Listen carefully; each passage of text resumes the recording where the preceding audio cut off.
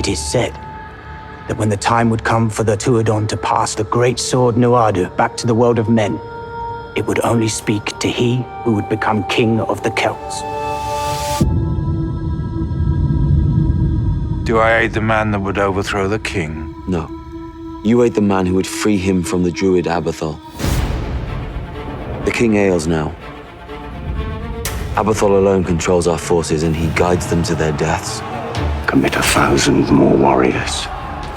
Attack them head on. Remember the boy that I spoke of, the one with the mark? This boy had powers over nature. But if we can find him, he will help us stop Abathol, I know it.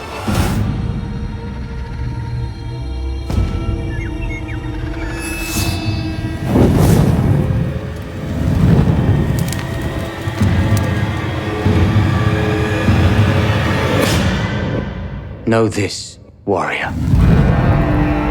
Man's darkest hour is upon us. That is why the sword spoke to you. Why it led you to me. Hunt him down and butcher him.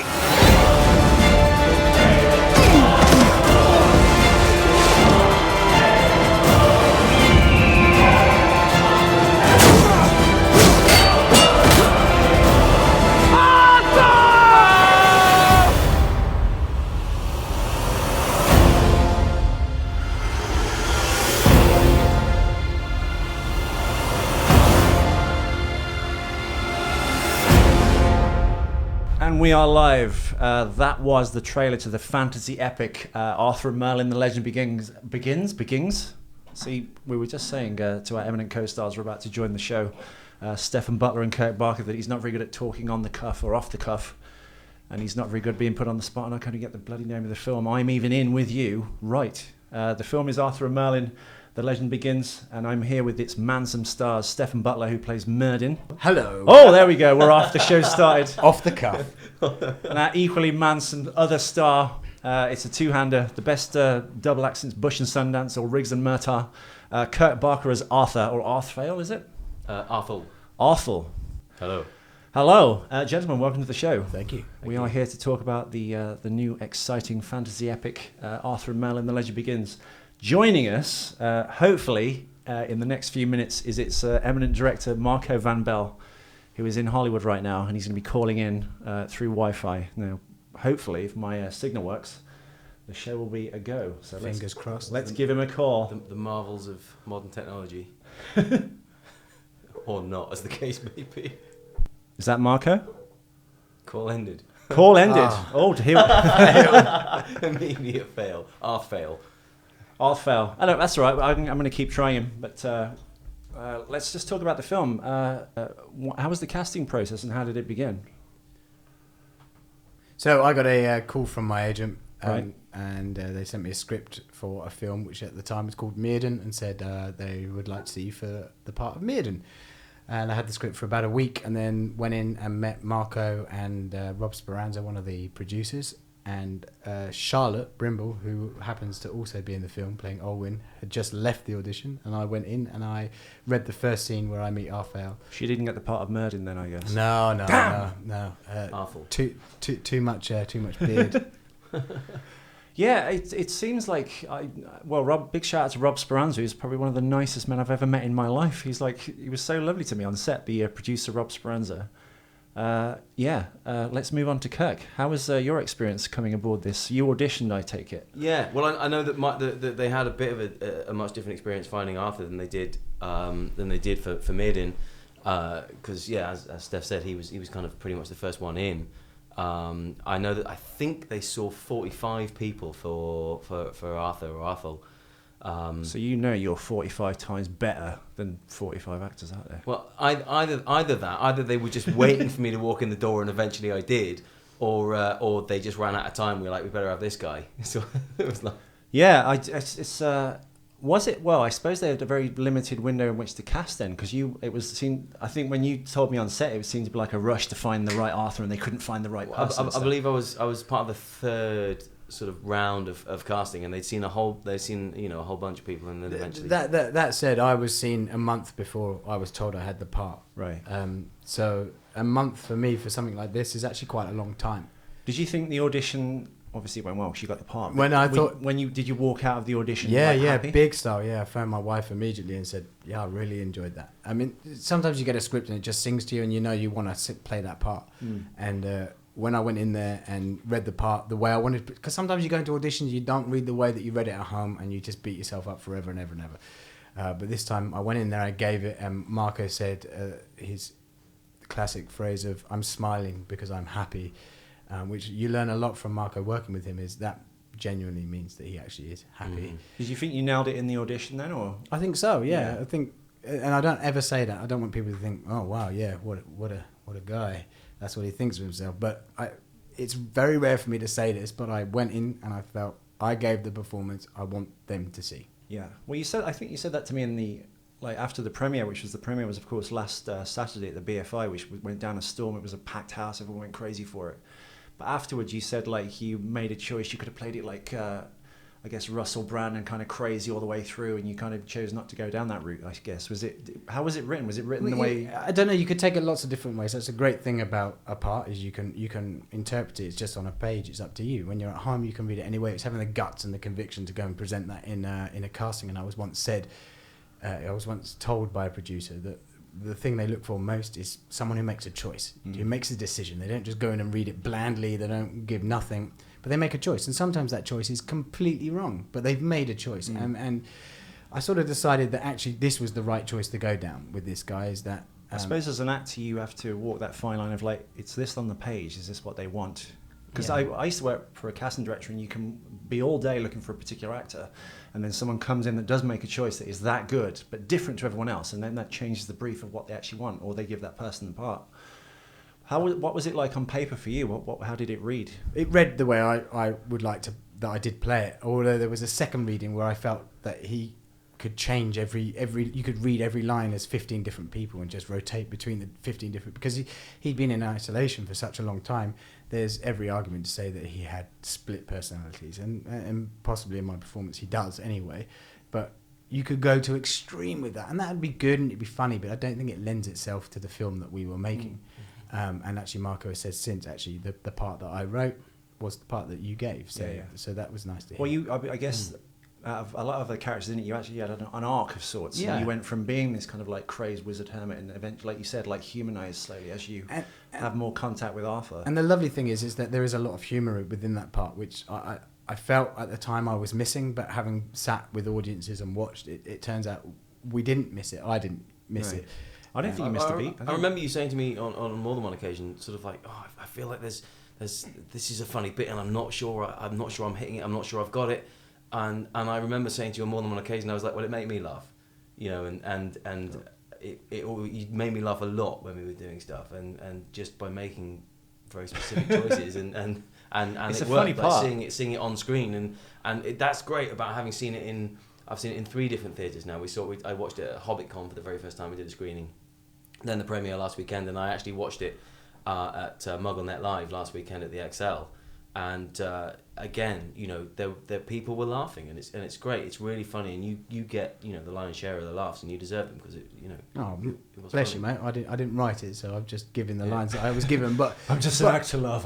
But you know what I mean. When you feel like someone on set said to me during the filming, said it's really strange because I really saw this part as a hilarious part, and you're just not playing him that way, and it sort of sinks into your head where you start thinking, well, actually, when I read it, he was a funny person, and maybe I'm just not getting this right.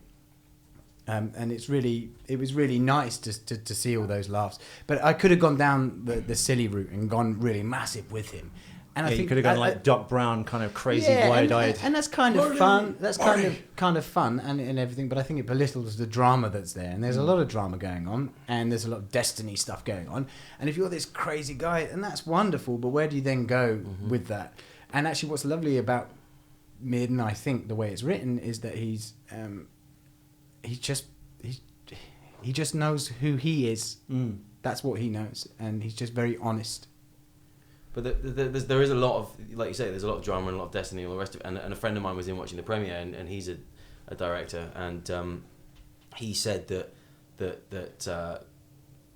Marco and you and basically he was like, it was very clever of them to manage to get laughs like that into a film like this, because it could take itself so incredibly seriously, and there's all these high stakes and the end of the world, and and to actually manage to find some real moments of lightness and some laughs, I was very think clever. as a viewer, but even when I was on the set with you guys, I think I was there for like weirdly nearly 2 weeks shooting for that small bit. Far too long. It We really spent more time exactly. with you than a lot of people. Yeah, Actually, we did. Yeah. Weird as well, but hey, yeah. That really comes through. I think more than anything in the film, the arc and the way you two come together, and the interplay. It's like, honestly, I'm not just saying this because I was in it or I'm involved with it, or I think it's like that interplay really is just hark back to that Butch and Sundance, Han Solo and Luke Skywalker kind of thing. It really does. I think the laughs, and even though he's kind of your straight man, you both have like an interplay, and like at no point does your performance like step on his or his step on yours. It's like really well written in the evenness of the parts.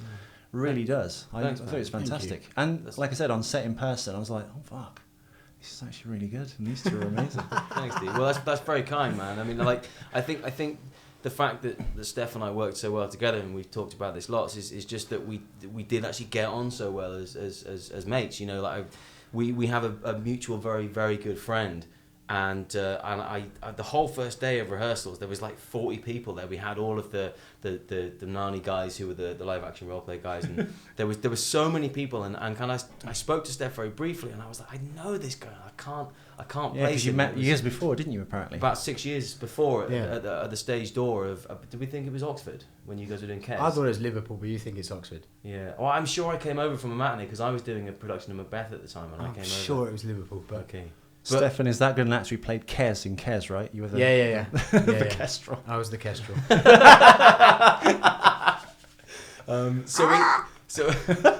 We like on the second day we had a tea break, and we got chatting, and we finally got to the root of where we knew each other from, and we had a bit of a laugh, and I remember thinking when we got back to work in the afternoon, just thinking, thank God, I really think I'm going to get on with this guy, and that's so important when you have a relationship like that, like Arthur and Merlin, that you actually are going to be able to have a chemistry and get on, and not just that you have a laugh, but that you can help each other with, when you've got a difficult scene, or when it's a long day and it's raining, or whatever it might be, that you feel that you've got a real comrade and you can just hang out and spend time together. That's and really it. support Well, the whole each back other. of the back, as it were, of the film would stand or fall, would break if you guys didn't work. So But the lovely thing is that we genuinely hung out together and still hang out together. And when we weren't working in the evenings, we would sit and read script. We would go to the bar, we would play guitar and harmonica, Kirk on guitar, myself on harmonica. We'd mess around, and when we're not filming, it sickens me how talented you two are. well, I'm just blowing and sucking. To be fair, Easy. It's a family show. listen, man, he enjoyed it. Anyway, but we did actually hang out, and I think that's really important. Can you imagine if we didn't get on? Then I think it would be very difficult. I imagine. It would be difficult for everyone on set, and it would be difficult for the parts to sing on screen. But the lovely thing is that we did hang out, and when they say cut and we're hanging out for 2 hours because they're picking up another shot, Kirk and I would just go and sit wherever we'd been left in a field or something. I'd love to say in our trailers, but that just wasn't the case. It would be more like a tent or something. Gazebo in the middle of a bog. Yeah, but with guitar and harmonica, or telling yarns with Mr. Asbury, or listening to his yarns, more likely. How was the line learning? Because I think I could see the pressures you guys are under, and you kind of seem to be learning lines almost as you were at the scene the next day in some instances. How difficult was that, just to kind of like be on the lam constantly? To be honest, it becomes easier once you get yourself into that mindset. That you can just look at a set of lines and you just learn them. It is overnight. quite tricky. Learning like fantasy script. It's not really written in the way that we speak today. Like often the easiest scripts to learn are the ones that just it rolls off the tongue in the way that we talk to each other on a normal day-to-day basis. And in a fantasy script, that's not the case. Yeah. Well, as Harrison Ford said to George Lucas, you can type this shit, George, but you can't say it, right? Yeah. Right. Exactly. So it can be a little bit more difficult to learn. But I mean, I guess we just had to get your head down and do it, I suppose. Yeah. There's no two ways about it. Did you have time to research at all, or were you doing that as you were going, like laying the tracks in front of the train? Luckily for me, so I've wanted to be an actor since I was 8. So everything that I did at school was coloured by the fact that I wanted to be an actor. So whatever I was acting in, I would put into my schoolwork, and I would always make schoolwork about that. So when I had my literature, English On his maths book, acting. 4 plus 4 What are the equals equations? acting. No, but so I had my GCSE and I had to do my literature assignment was contrasting 2 books. At the same time, I was doing Camelot the musical, the school production, playing King Arthur. And so I ruined your childhood dream. Nah, you know, You could switch places in the sequel, like vice versa, where you I'm do a body no swap Face comedy. Off. Yeah. but so I've loved the Arthur legends for a long time. But what's lovely about this is these are not the legends that we've been brought up about. No, we've been brought up with the English legends, right? I think Exactly. Marco was saying that. Yeah. This is not round table stuff. But I did know a lot about the legends, and I've looked into the legends before that and realised that it's a lot to do with Wales and Cornwall and all of that, much more than the Camelot myth.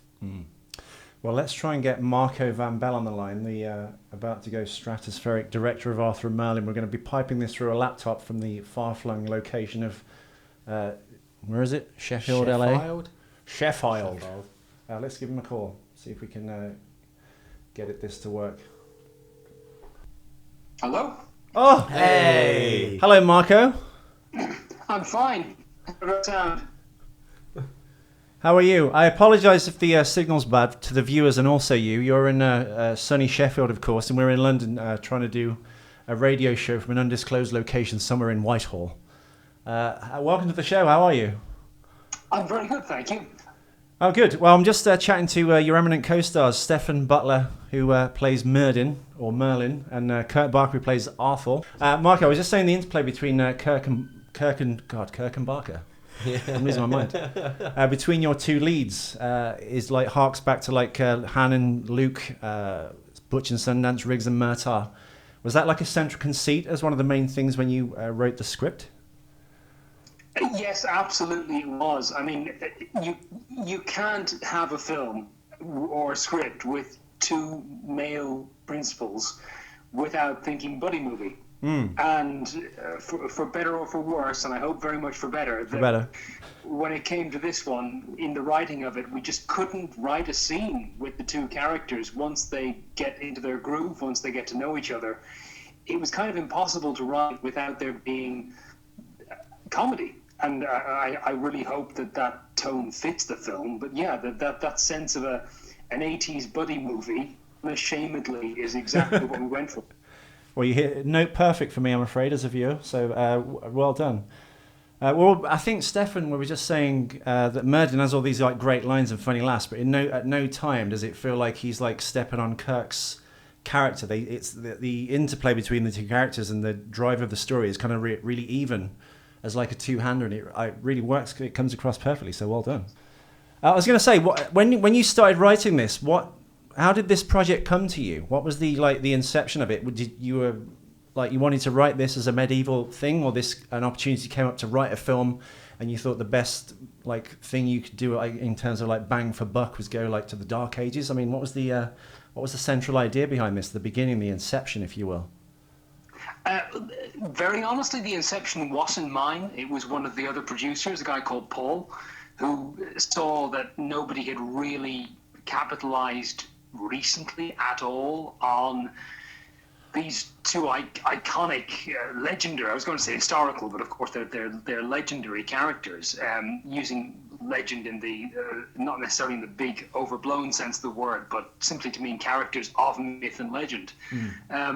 And originally I wasn't actually supposed to write it, I was just supposed to direct it. Right. But after exploring the story and spending a huge amount of time talking about it, we realized that actually myself and my writing partner, Kat, were probably best placed to work on the script as well as me directing it. So I'd love to say it was my bright idea to get these 2 guys back on screen again, but it wasn't. Just reveled in the opportunity to do it.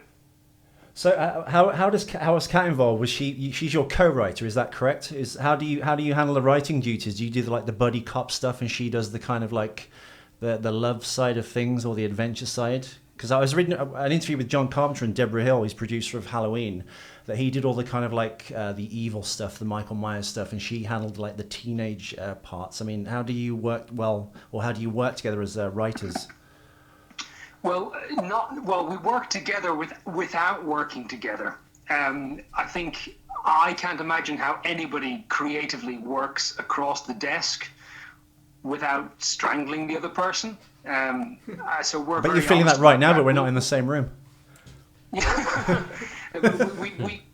think Kat and I, in the best possible way, if that's reasonable to say, would probably just throttle each other if we had to work in the same room. So without going into too much detail, what we do is work in colours. So we split the duties, we share the duties rather completely evenly. There's no sort of one person's good at love stuff, the other person's good at action. It's not like that at all.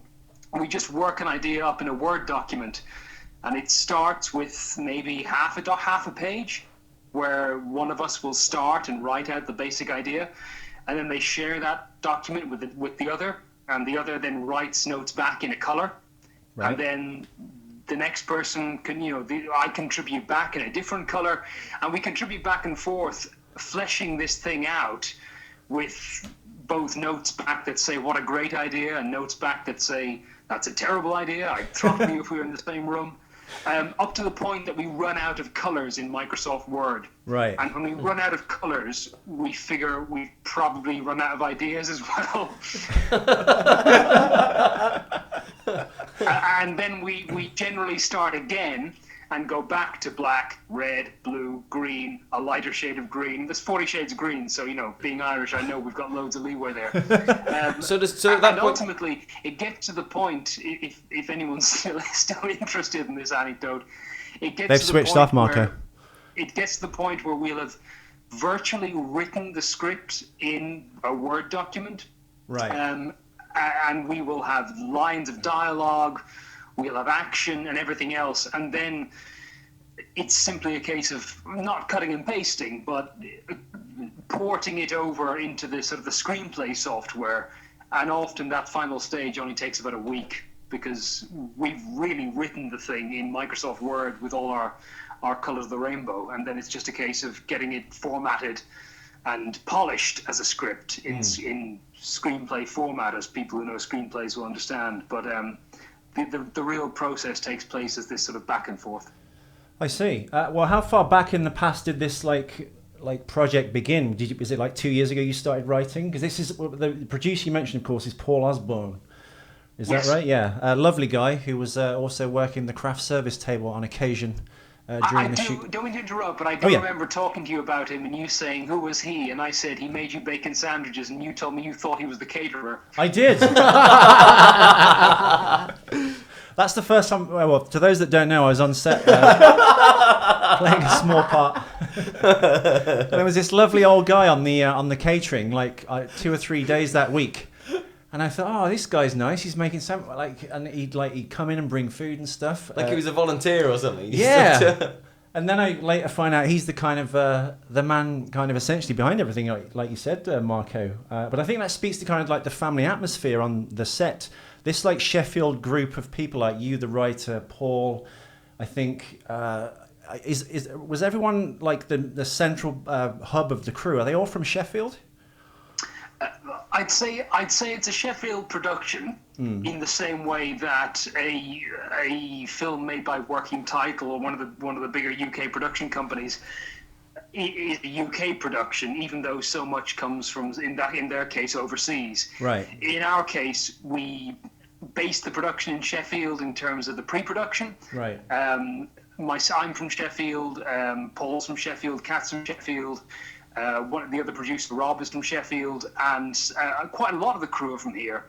But we did also, in terms of where we filmed, we shot here for a week, but then there were things we just had to travel for.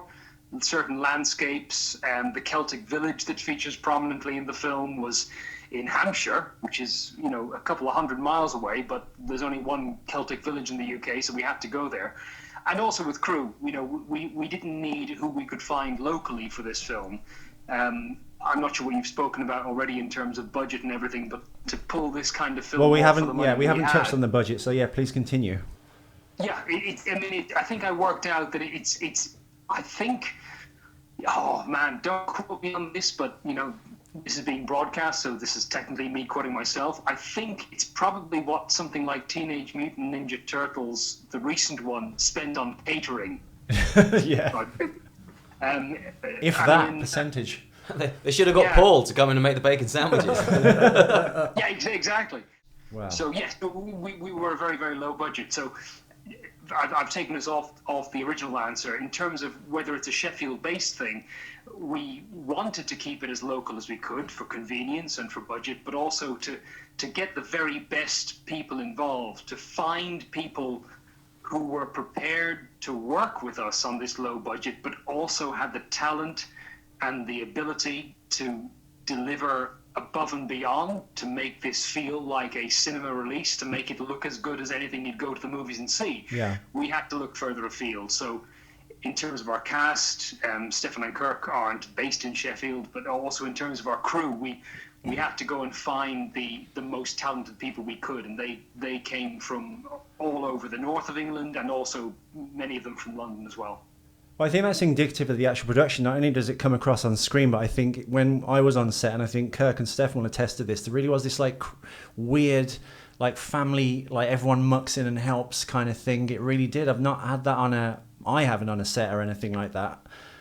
It really, I don't know, you guys seem to work so well together as a team. I'm sure behind the scenes you were all like going grey or bald with stress, and do you know what it was? There was a synergy. synergy. There was a synergy on the set of let's just make this happen. Yeah. Mm-hmm. And sometimes you're on a set and one or two people feel that way, and sometimes you're on a set and everyone feels that way.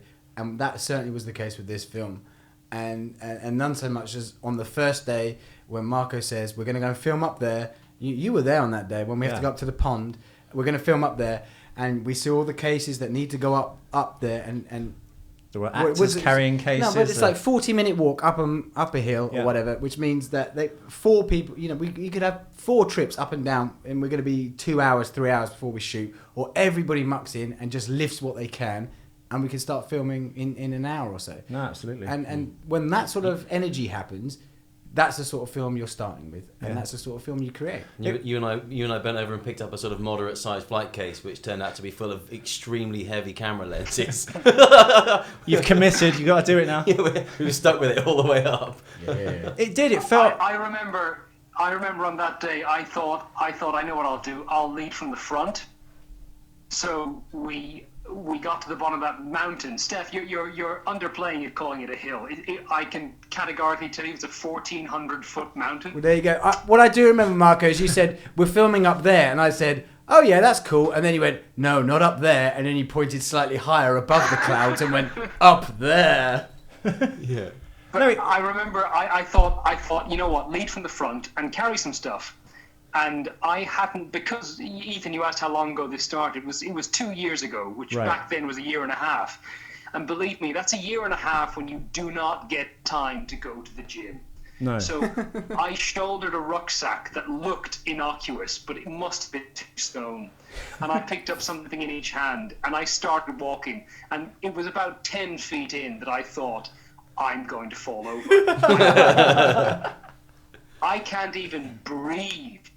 And yet I looked behind me, and all I saw was KIRK and Stefan carrying a flight case and everybody else. And I thought, you've done yourself in here, fella. You're just going to have to keep going. Mm-hmm. And physically, that was the worst time in the whole shoot for me, because I just had to the day that I arrived. I very, very nearly didn't make it. I hope the guys didn't see how out of breath I was at the beginning. But the entire crew almost didn't make it, because that was the first day. And I remember going back to talking about that a lot of people were local. We were staying in a hotel in Sheffield, and we all set off in various different cars and vans, and you two were with me, weren't you? Yeah. We went with Steph, and of course there's no, as soon as you get up onto the Peak District, there's no GPS, there's no reception for any mobile phones or anything. And and of course, everyone being semi-local was like, "Oh, I don't need instructions. I'll get there. No They problem, got lost. no problem at all." And everyone just kind of starburst in every single different direction. And it was a bit like I wrote this in an interview the other day, saying it was I used to teach sailing for years when I was in my early 20s, and we would always talk about when you had the beginner windsurfing group, they would do this inevitable starburst on the first morning. And you would take your group onto the water and then spend the whole rest of the session sort of desperately attempting to sort of wrangle them back in out of the middle of the ferry channel, or sort of that one of them would get stuck on a sort of reef covered in sea urchins, and you'd be wrangling them back in. But it really reminded me of that on the first morning of filming, and I was absolutely staggered when we all arrived at the place we were supposed to be. And sort of everyone was taking a breather, and then of course Marco comes along and says, "Yeah, we're filming at the top of that massive mountain." But it was. I think it was a sign of things to come that no one really was that daunted by that, and everyone was just like, "Great, fantastic, we're on an adventure. We're making a movie about an adventure, and we're actually going on an adventure whilst we're making it." Yeah, it didn't feel like a film in some respects, did it? Because like you said, everyone was helping, whether you were like the main part or just like you were, I don't know, the makeup lady's assistant. Everyone was like lugging cases up this mountain, but it felt great. It didn't. I don't know. I wasn't. You guys must have been like dead from day one, because you were doing like That was day 12 one, hour dude. days. That was day one. Marco must be doing like 20-hour days, I assume. You must have been wrecked, I think, by the end of this. What was the length of the shoot? Was it 6 weeks, Marco? It was 24 days. 4 weeks. It was 25 days Whoa. of filming. And I can tell you, since you've raised how tired I might have been, just to give people an indication, if anyone listening to this is thinking about directing a feature film, I will only say this. I think I averaged 3 hours sleep a night for the month. And on the very first day, that day we're talking about, because there were so many things to get ready for the next day, I didn't go to sleep. And I remember myself and the first assistant director, Joe, who were sharing a twin room in a hotel in Stoke. And Here we go. I think at about 4:45 in the morning, we said, we really have to get some sleep. And Joe said, "What time should we set the alarm for?" And I said, "Well, we're going to have to set it for about 5 o'clock." But we still thought it was right to get into bed, so we separately. So Where's this going? I took my shoes off. That was it. Joe took his shoes off. We got into our separate beds. I set my alarm for, by that point, 14 minutes later, and we both lay there with the light on, staring at the ceiling, wide awake. And 14 minutes later, the alarm went off, and we both pretended it was fine, and pretended it was morning. Well, it was morning, but we pretended we'd had some sleep. And by the time I eventually got to sleep, we worked out that we'd been awake for 44 hours. Jesus. And that happened twice in the month. So 2 44-hour nights, average of 3 hours sleep a night the other nights. And that's not me being a trooper. That's not me being special in any way, shape, or form. That's just what directors, producers, anybody really working to make the machinery of a film work behind the scenes on a low budget or micro budget film. That's just what they have to do. If the budget would have been larger, would you have still got the same amount of sleep anyway as a director? Would you got 2 more hours? Maybe you get 5 as opposed to 3? I like to think we do. If the budget had been a bit bigger, I think we might have shot for 6 weeks, and I might have had 5, let's say 4 hours sleep a night. Right. Wow. It's not a sob story. You get, at the end of the day, you get to direct a feature film, don't you? And there can't be anything more wonderful in your life if you love movies than getting to do that. So it ain't a sob story by any stretch, but No. in terms of the workload that goes on behind any sort of sense of glitz or glamour or whatever people think filmmaking involves, you're dead right. No matter how much time you have or how much money you have, for cast and crew alike, it is a slog. No. We were saying just before you actually rang in, you used to be an actor, of course, didn't you? I found out. Is that correct? You went to... I trained as an actor at a wonderful, wonderful place in Dublin called the Samuel Beckett Theatre at Trinity College, which was an absolute privilege. And I did everything that you do at drama school. That sounded rude. Wasn't meant to.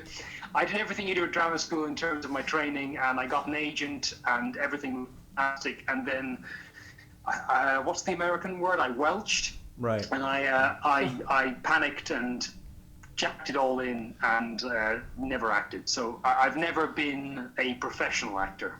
Well, we were discussing the casting with Kirk and Stefan. Did you have any trouble finding your men? Essentially, was it like a late run thing? You were getting closer, like a start time for production, I assume, and you still haven't found your leads. How was that? Was that also like to get the bums rush to get that going as well? You weren't finding who you wanted for the leads. No and yes. The very, very first day of auditions, we saw an actress called Charlotte Brimble, was the very first person we saw, and she was cast in the film, and she plays Alwyn, who's the female lead. Right. And then the very next person in, passing her in the corridor, was Stefan, who was just fantastic from that audition onwards. Stefan is nodding in the studio as we speak. Oh, well, he knows he's awesome. He'll tell you. He'll tell you how good he is. He knows how good he is. But we couldn't find Arthur. What qualities were you looking for in Arthur that you weren't finding in the actors you were seeing? What did he need that you weren't getting? Slightly ginger highlights in their hair. Because Kirk said you saw 45 actors up to this point. Is that correct? Yeah, it wouldn't be far off 40 or 45. Wow. And we'd even, and I've never even told him this, we'd even seen a couple of people, one guy in particular who I really wasn't sure about but was interesting. And That's probably me. I'd driven 300 miles round trip to see him at their home again and tape him. And if he's listening, he knows that I really rate him as an actor, that guy. But we just couldn't find... It's so tough. The bottom line is we're making movies here, and it sounds cold and callous, but talent is one thing. But in addition to talent, you need a leading man. And that's not to sort of inflate Kirk's ego, but you need somebody who can carry a film. You need somebody who an audience can watch and carry all the cases. Carry a flight case, yeah. But you need somebody an audience can watch for nearly every scene for an hour and 40 minutes. That's not just good acting. That's personality. That's charisma. That's leading man quality. And you don't usually get that unless you're paying George Clooney or Hugh Jackman millions. So to find a true leading man for a film that we wanted to feel like a cinema film when we didn't have millions to pay somebody, that's a really tough ask. That's very kind. Thank you, Marco. Sorry? That's very kind. Thank you, mate. No. I mean, believe me, I can say equally incredible things about Stefan. I will do if I have the chance. But you won't. Answering about Kirk, we, finding that quality in somebody on the cusp of making it big, which I very much believe Kirk is. It just took time, and it was scary. It was, as a friend of mine used to say, it's squeaky bum time, and it really was right till a week before we shot. That we didn't even see Kirk till about 7-8 days before we started filming. So the shoot dates were set, and you were kind of like at the 11th hour, essentially. Yes, it absolutely was. It was the 12th hour in finding Kirk, and when he came into audition, we knew instantly. Well, we were also saying, I feel for these two guys, because I imagine they had to kind of you had like a week to research for Kirk, I guess, and then you've got even less time to learn your lines, even learn them as you were shooting. Yeah. I did sort of. I mean, I read King Arthur books and stuff as a kid. I mean, my stepdad actually wrote a King Arthur book that I read as a kid. But I didn't do I obviously I didn't have the time to really, but I didn't do huge amounts of research because I really wanted to.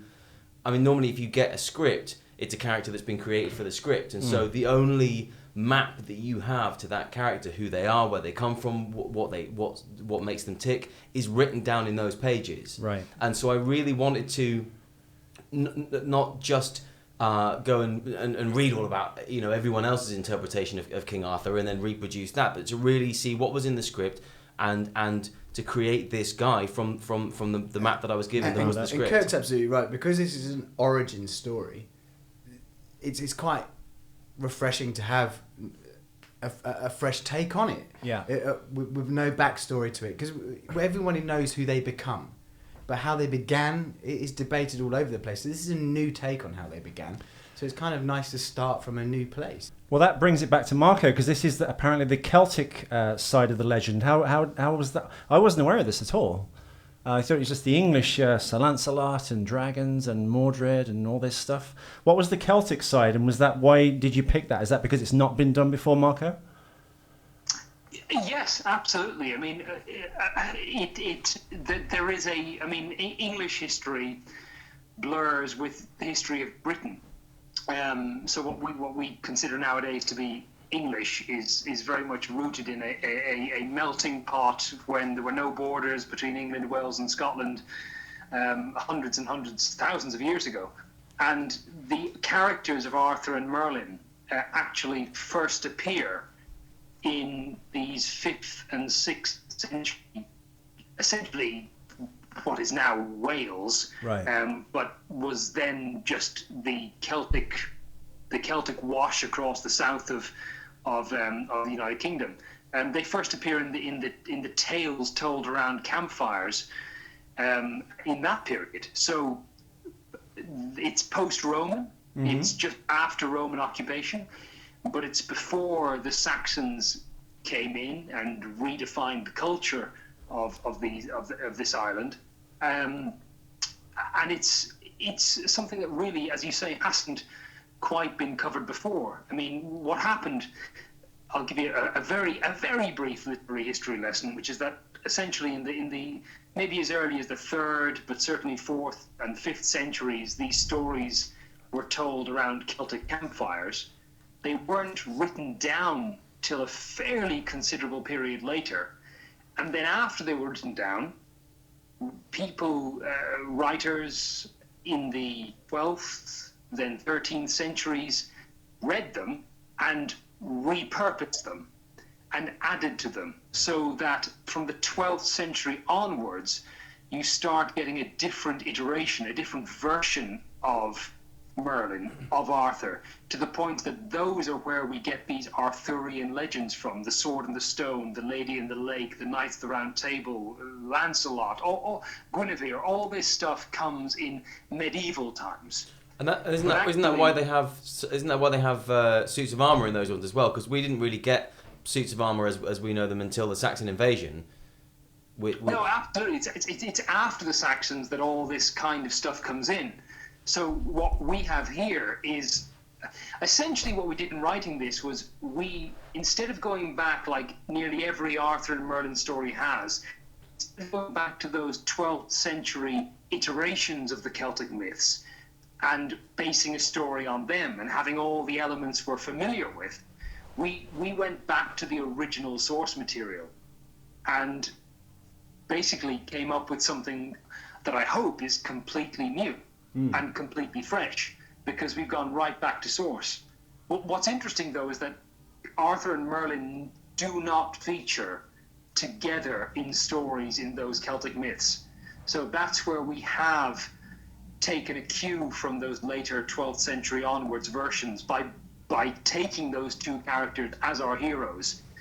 To actually find Arthur and Merlin in those older stories, you've got to read different stories, and then you've got to pick character traits, character elements from them, story elements, and then bring them back together in a melting pot. So it's both loyal and honest to those original myths and those original tales, but at the same time, it's as creative and as much of a free-for-all, really, as those 12th century versions was in our reimagining of bringing these two characters together. Is there enough evidence in terms of stories and all these myths, essentially, that they were two real people then? Oh man, I think the very fact that we're very freely and very rightly using the word myths kind of says it all. These are campfire stories, and yes, there are lots of historical theories about who these characters may have been based on. I know the Clive Owen King Arthur film. Well, he was meant to be a Roman general, I think, wasn't he, in the King Arthur, the Anton Farquhar film from 2005? Yes, yeah. That very much took one of the or one of the ideas that people have had about who Arthur might really have been, and drew a story from it. We opted not to go down that route because ultimately you are dealing with tales. I mean, I'm Irish. I've grown up with all the Celtic myths, which is one of the reasons I felt so connected to this story. But what Celtic myths have in common is that they were told before people wrote things down. And they were very much the imagination of the storytellers who were telling them, the people who turned up in villages bringing nothing more than a begging bowl and the ability to tell a yarn and spin a tale. And these things are built from wonderful storytelling traditions. And yes, rooted perhaps in real people and rooted perhaps in real acts of bravery, gallantry, and evil, but at the same time, very much stories and imagined. And that's what we've done. We've taken their imaginings from over 1,000 years ago and built on them. So there's no like academia or archaeologists that say like we found a piece of Camelot or it might be down here in Cornwall or something like that. Well, Camelot's the 12th century stuff again, which is where I got all geeky on you. No, there are various things, but we've not drawn on those. We've just gone back to the original source, the original Celtic campfire tales, and based our story on those. Yeah, it's strange. Like no filmmakers up to this point have ever done that, and I think I told you the other week. It's almost like not Batman Begins, but you've gone far enough back, and you've gone down a story route that has not been done before. You can literally go anywhere with these characters now, and I think the strength of Kirk and Stefan as actors, and the way you wrote the characters so well, you can literally like have any kind of adventure from this point on if we get sequels, and I'm sure we will because it was bloody amazing. What was I going to say? Yeah, how do you feel the story can progress with these two characters now? Do you feel like there's a sequel on the horizon? Are the investors happy? Is the response been good for the film? Everyone I've shown it to or has seen it said it's fantastic. Yeah, no, we've had, I think, Kirk and myself and Stefan, we've been talking in the past couple of days. We've seen some of the reaction, even just on social media. I mean, as we speak, we've only been live selling the film online for a few days, but you guys have seen some of the reactions we've had, which have been incredible. A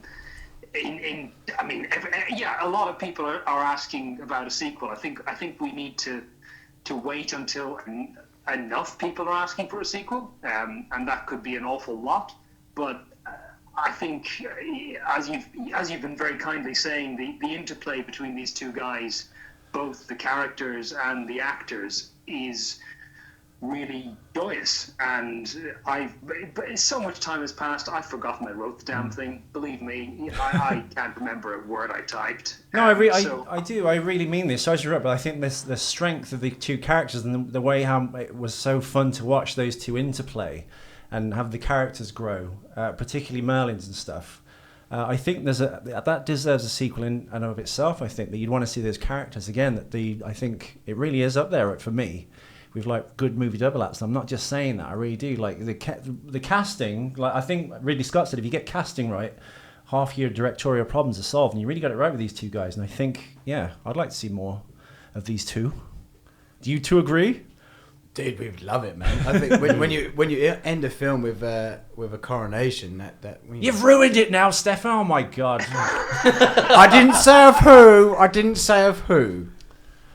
Well, I also want the people listening, the audience listening, to know that the amount of like love and effort that has gone into this film, and to hear Marco talk about like this budget and not to be put off by that in any stretch. It looks like this enormous fantasy epic. There's like the digital map paintings of Dinner Saffron look amazing. There's that opening shot in the battle with the mist and all the bodies and stuff. What you guys have achieved for like this price is just we saw in ADR. Marco showed us a shot where it was a shot of a sweeping field and a battlefield and mountains behind it. And actually, he showed us the original shot where there was just a camper van and a farm in the background. And Paul with his catering table. Yeah, with a bit of bacon. That's what I find incredible, because you won't notice them in the film at all. No. Yeah. And, well, the aerial shots, which also give it this, like, giant scope, the way they were shot as well, remarkably. I thought, how's this going to turn out? The day with the drone helicopters was really fun. Actually, that was great. One of my favorite memories of that was when I had this. So in the movie, I do a certain section of journey on my own, and then there's another bit where I'm with everyone else. And on the bit when I was on my own, I'm sort of running across this craggy cliff top in the middle of don't make a wrong foot. In the middle of the Peak District, and Kirk. very kind of a la Lord of the Rings, kind of charging along on my own. And basically, they wanted to do this shot where I'm running in one direction and the drone helicopter from very far away is coming towards me, and we're running towards each other, and then it kind of swoops on and past me over my head. And just as we're about to go, and it was very windy, and this thing makes a tremendous amount of noise. It's got 8 helicopter blades on it.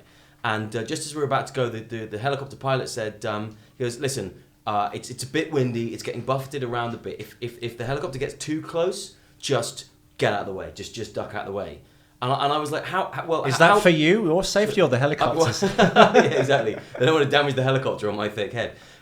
So they said, just get out of the way. And I was like, how close is too close? And all I just heard was Marco go, action! I was like, what? And I just had to start running as this thing was going towards me. Yeah, no, I mean, those scenes really do lend it this like giant epic quality.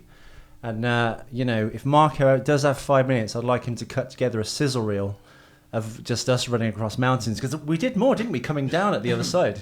We did, yeah. So yeah, that was a great scene. That was good fun. So what's next for you, Marco? What you're on, I guess, on the promotional run for this film. What's the next step for the movie for you? Are you doing, I guess, showings at other places? It's promotion. It's whatever other podcasts and interviews come our way. Yeah, and then personally speaking, I've got some writing stuff to do, which I've stopped doing this evening to talk to you fine gents. But thank you. I've got some screenwriting jobs to get on with. But yeah, no, it's very much about trying to get this film out to the audience we made it for. I mean, we've made a film for people who love fantasy films.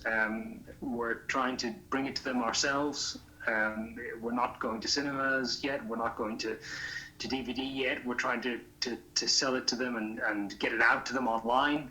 And it's going to be work. It's going to take a lot of effort to make sure that the audience we made this for hear about it and see it. I mean, we actually had someone the other night live tweeting the movie. Yeah. They downloaded the movie and watched it, and they live tweeted the whole thing with photos and running commentary. It was incredible. Yeah, it was. She did a very good job. Well, so those that don't know, the audience listening, you two guys, Marco wasn't there, but it was Paul Osborne, the producer, KIRK and STEFAN went to Germany for HobbitCon.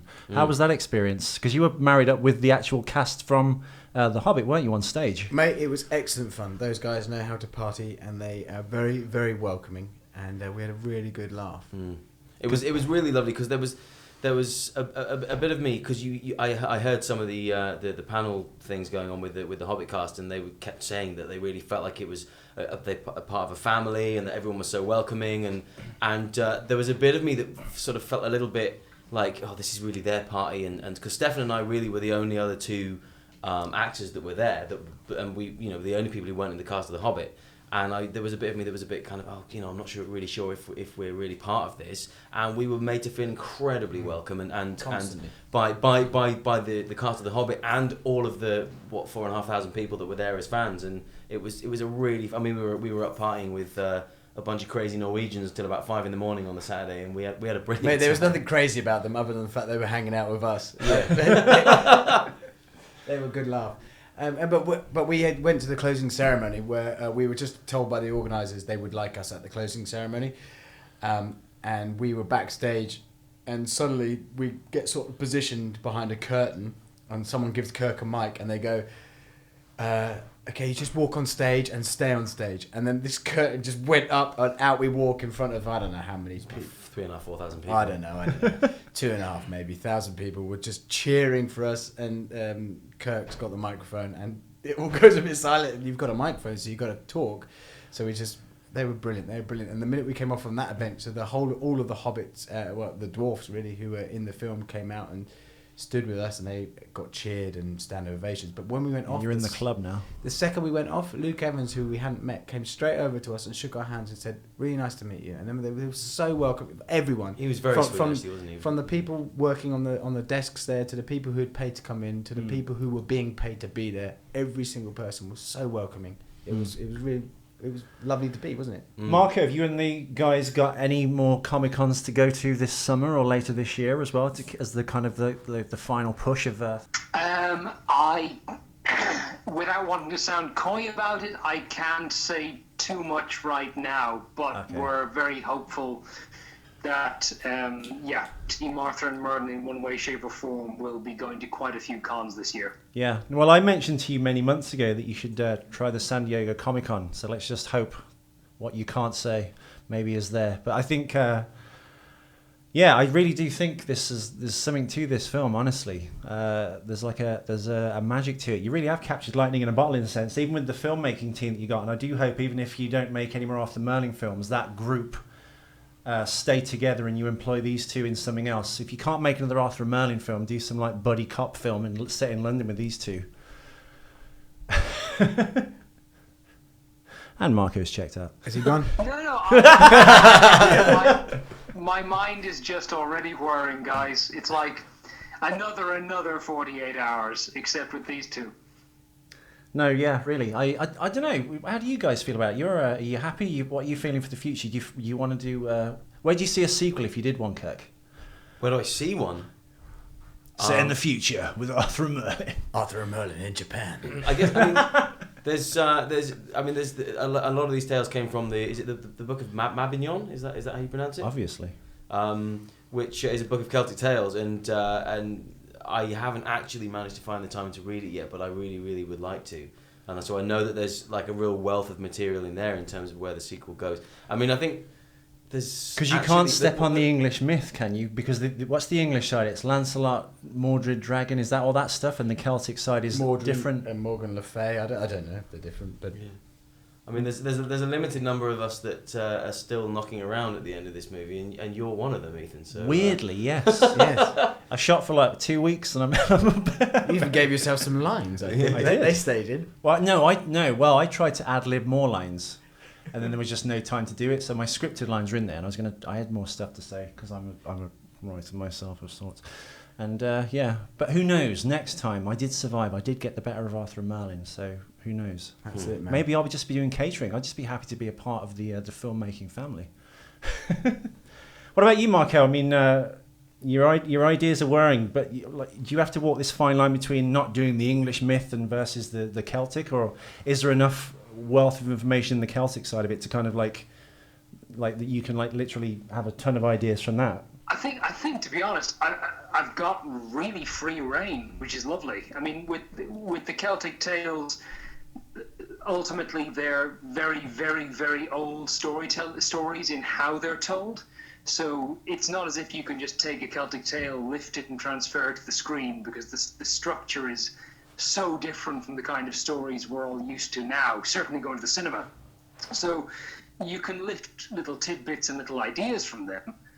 And at the same time, you can nod to the medieval 12th century stuff I've been mentioning. So, we do have a magical sword in our film, which is a nod to Excalibur.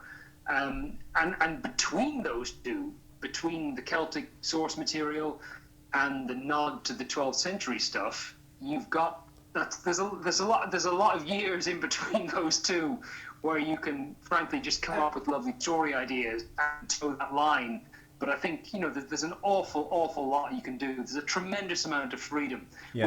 We felt a tremendous amount of freedom with this film, irrespective of what we may have been trying to be loyal to. We still felt very, very free. And absolutely, Marco. Your tribute to the Lady in the Lake and the Sword in the Stone within the film is beautiful, and it's not missed on a single person. I don't think it's beautiful. It's a real nod to it. Well, I think not to you, but to Marco, even like the magic that Merlin uses feels natural. That he's not like got lightning shooting out of his ears and his hands and stuff, but it feels real, like it's almost like a pagan magic or a magic of the earth. And like you said, the way you worked kind of Excalibur of sorts into the story and the Lady in the Lake and things. It was really beautifully done, nicely done. I'd like to ride a dragon in the next one. No, no. That's my spiel, man. That's my spiel. They need. Come I on, think man. They need another £10 on the budget. I think to get Like a never-ending story type big hairy dog. Falcor. Falcor. Yeah. Push Lucan into the old dustbins. What about you met a kid called Abathol the other day? I totally met a kid called Abathol. Did you actually? I was at the park with my 2 kids, and this mum went, Abathol! Abathol! And I thought, oh, she must have seen the film, and then realised it hadn't been on TV, so they're not shouting for me. Turned around, and this little kid just went whizzing past me, and he genuinely was called Abathol. Oh dear. That's terrifying. Call your third kid Abathol. Or I'm Merlin. not having a third kid. Two is plenty. Thank you. Have you guys explained who Abathol is? They haven't. No. They're not. So he's the bad guy. He's the bad guy in the film. Yeah. Yeah, Nigel Cook plays Abathol, who's the. Well, I think I read an article. I think you saying you needed this like with these guys, you need someone with that kind of Hollywood star power, but in a micro-budget film. And he really does carry this kind of like menace, but he's not like a big guy, is he? And stuff. He's like I love Nigel Cook. I'm a huge fan of his. He's a lovely I'm guy. gonna Enormously talented as well. Yeah, when I moved back up to London when I was about 24, I needed to work in between acting jobs, and I worked at Stage Door at a theatre in London, which isn't too far from where we're sat right now, and as a stage doorkeeper. And Nigel Cook was the leading man in the RSC's company at that exact same time. So I was his stage doorkeeper. So imagine my delight to be acting opposite Nigel Cook, who 10 years ago threw coffee in my face. I was just holding a door for him. Yeah, man. We're just kidding, Nigel. No, he was a lovely, lovely guy. It always has been and still is. How did you found Nigel through the casting process? Yes, Marco? Was he like the standing clear of everyone else, the best guy? Sorry? Was he head and shoulders was it difficult finding like your main villain as well for the piece? Like you had difficulty finding Merlin? Or Arthur rather? Abathol, yes. Yeah. It was very difficult. I'm a big subscriber to the idea that a movie's only as strong as its villain.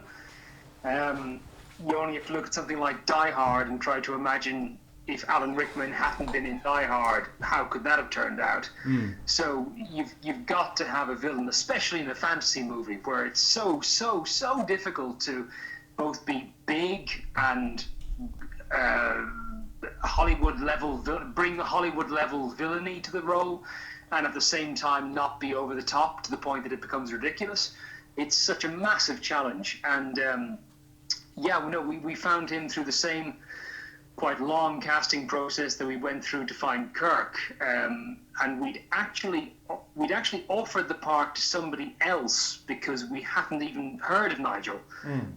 Although I knew his work, he hadn't come across my mind as somebody to cast. So we'd actually seen another actor, offered the role to another actor who was a very, very talented guy, and then there was a clash with another film he was shooting, and he had to pull out.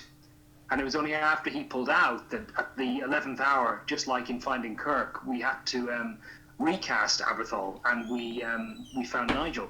And I'm very glad we did. The other actor is exceptional, but Nigel nailed this bad guy in a way that I can't imagine anyone else could have.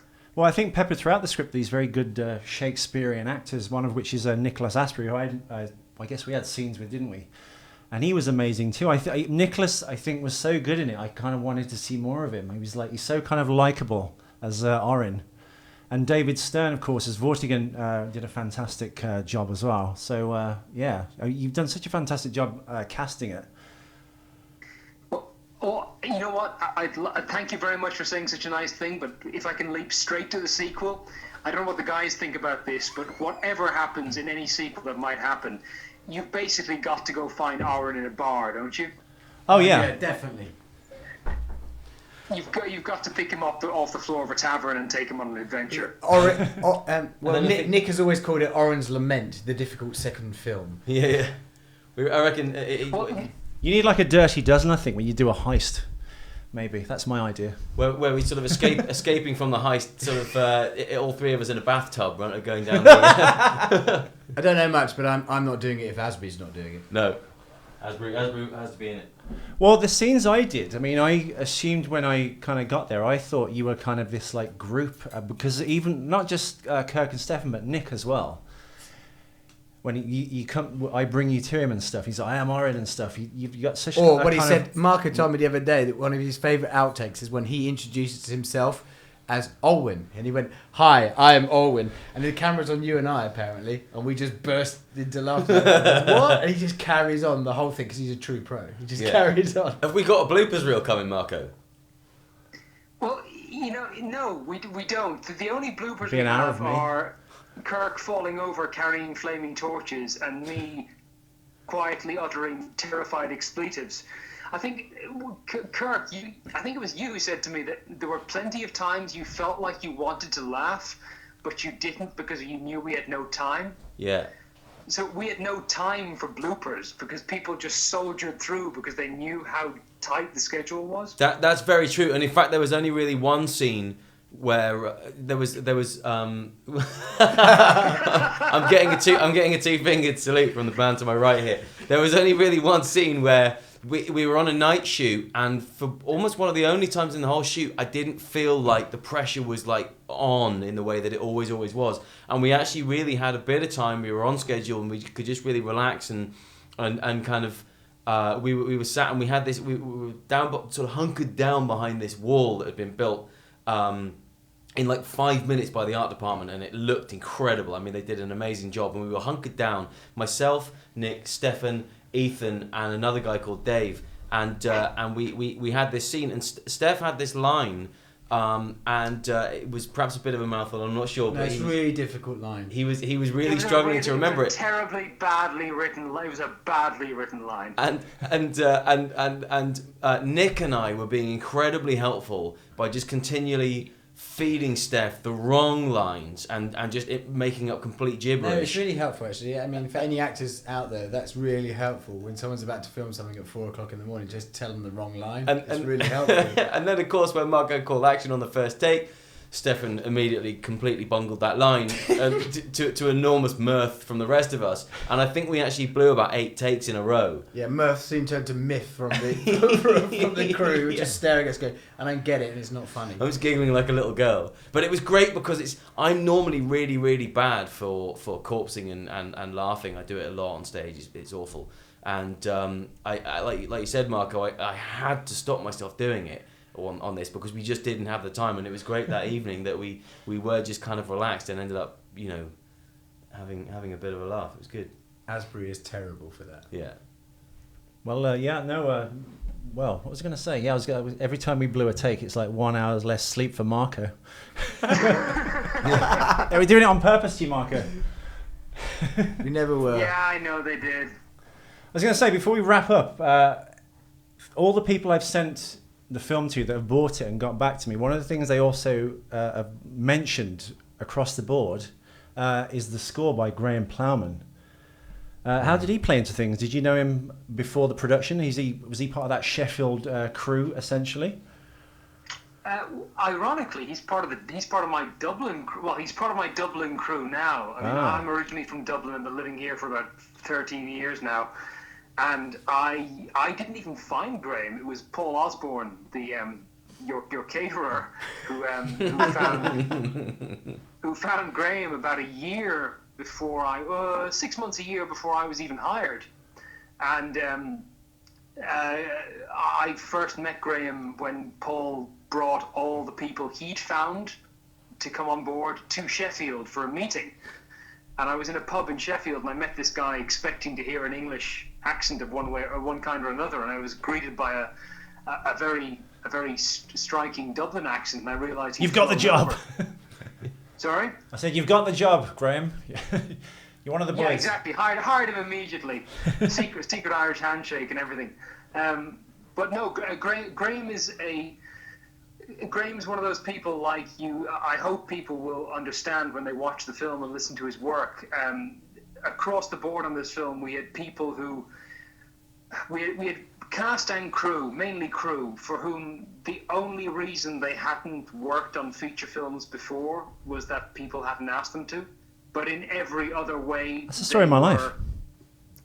more than able to, more than ready to.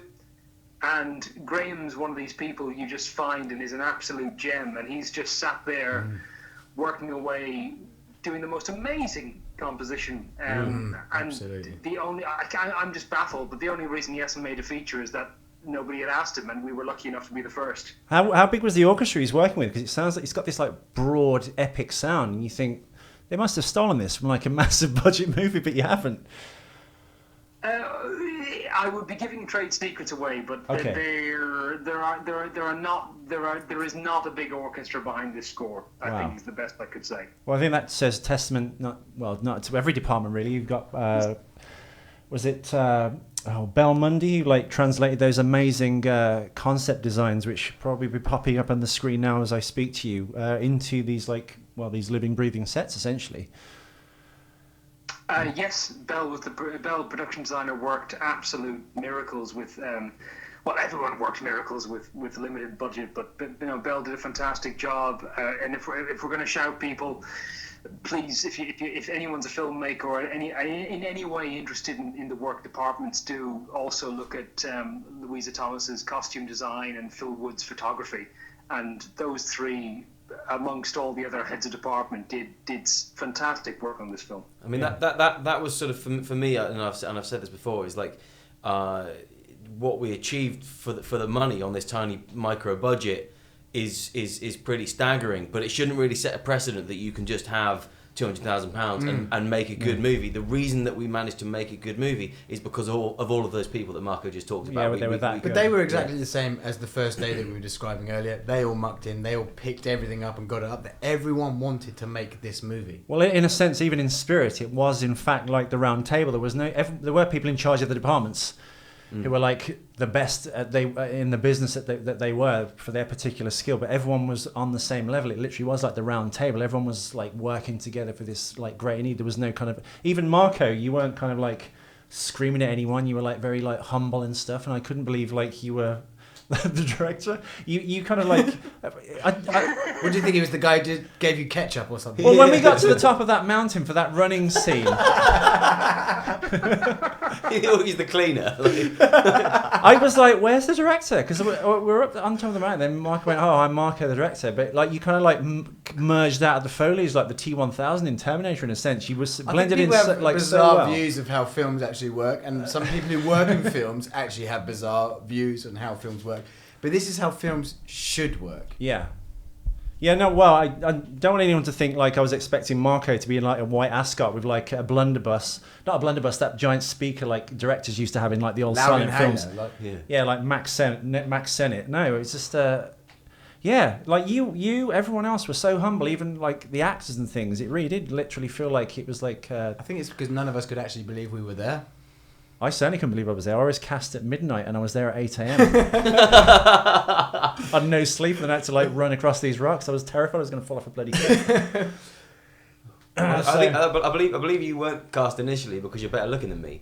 Is that the case, Marco? I think that's the nice what they've said to me, but no, I joined the cast late, I guess, in the middle of things, and then for an entire 2 days, listeners, I was like told they want you, no they don't want you, yes they want you, no they don't want you, and then the agent was going, forget these guys, I'm not going to answer any more questions. Then at midnight, I think one of the production assistants rang me and went, can we have you in Sheffield in 8 hours? And I was like, okay. That's movies, Ethan. But I'm in Dudley. And they were like, okay, we'll send someone. I was like, how can you find... But yeah, someone turned up at 6 a.m. Commiserations for being in Dudley, but can you get here in 8 hours? Yeah, I had no sleep. But having said that, when I got there, I was driven there. I was helping them with directions. It was almost like it started for me then. It's like, oh, this is the way it's going to be. So I was using my phone to give directions. We found the set. And then I bumped into KIRK, who I've known from and working then I outside drove of you acting. to the next location. And then Merlin drove me to another location. But yeah, I'd like it's like the time of my life on this thing, and not because of what it is and the way it's turned out. That's like a dream come true. But you know what? For you how guys, many people were there on the premiere? Like, how many of the crew? I mean, when I've been to other cast and crew things before, not many of the crew, not many of the cast turn up because they're moving on and they've done it. But so many people have turned up to watch this because and every person that I did meet up with, Tom from the lighting, I just love this job. This was a great job. Yeah, well, I want the people listening to understand that, that really does come across on screen. There is a magic to this production. There really is, from the performances to Phil Wood's photography to Graham Plowman's score to Kat Mundy's production design To Paul Osborne's catering. to the bits I'm in. I mean, that just pushes it over the edge. I'm telling you, Marco's direction, there really is there is lightning in the bottle here. I really feel that, and there's literally a magic to this production. It literally is. It's the beginning of something, I think, for all of you. But not just that, but this story and And I need to say thank you to Marie, who did my hair and my scar on my face, because she needs a big thank you, because she used to spend like hours on me, and she was a pleasure to work with. And it doesn't look like a who wig. always goes unrecognised, but she did spend hours working on me. And Yeah, she it was doesn't look like a wonderful wig. lady. You need to get that look back, man. You look badass. Dude, I used to have hair like that until about a year before I was casting this. So yeah, anyone listening, if you want to see this film, you can in fact see this film now. I guess it's if you're in America, it's $2.25. What is it in euros? Is it? I think it's €2. If you go to arthurandmerlin.co.uk, you can buy this film right now, and it will be streamed for you. And I promise you, you will not be disappointed. It's got humor, action, romance. The score is beautiful. The scenery is breathtaking, and I really think if you watch this, you'll be watching something from the ground up. Essentially, you're watching, I guess, Peter Jackson and Weta, but I guess the UK version. I'm not even saying that lightly. I really do think there's something so special here. I really do. And my hat's off to you, Mark. You did a fantastic job. And the two sexy leads, Arthur and Merlin. Thank you, Ethan. And Thank Ethan, you, can Ethan. I say, I think you did a fantastic job. Well, come on. What one tries. Let's You just flat-footed poacher, you. let's let's hope we get a sequel, and then I can have more than several lines. Maybe. Yeah. I don't know. Let's make that happen. Sir Lancelot. We can develop him for the third one. Marco, thank you so much for doing this. This show should be up hopefully by tomorrow. Unless I've cut you off. Are you still there? I'm still here. He's still there. It sounds like the end. I thought I'd leave it to you. Oh no, yeah, it was the end. I was just going to say, if you want to sign off now, that's the end of the show. I just was telling the listeners at home how to obtain this film, this wonderful, wonderful film, which I really do think is the beginning of something totally special for everyone. It's arthurandmerlin.co.uk, like you said, but I'll say it again. Gentlemen, Kirk Barker, you sexy beast. Thank you very much. Stefan Butler, the other sexy beast, Not so sexy. Beast. with an amazing beard still. Thanks, man. You know, Kirkosaurus got pulled up on Twitter the other day with a tweet that just said, "Internet, can I introduce you to these cheekbones?" Yes, and anyone listening, let introduce you to, I guess, Kirk's voice to your ears. Rare. And Merlin's. This is Ethan McKinley. Thank you so much for listening. This is Questionable. You can find me at ethanmckinley.com, and my sister podcast, The 2 Minute Terminator, will be out in 2 weeks also. So look out for that. And I guess we'll see you at the movies. Bye. Bye. Bye.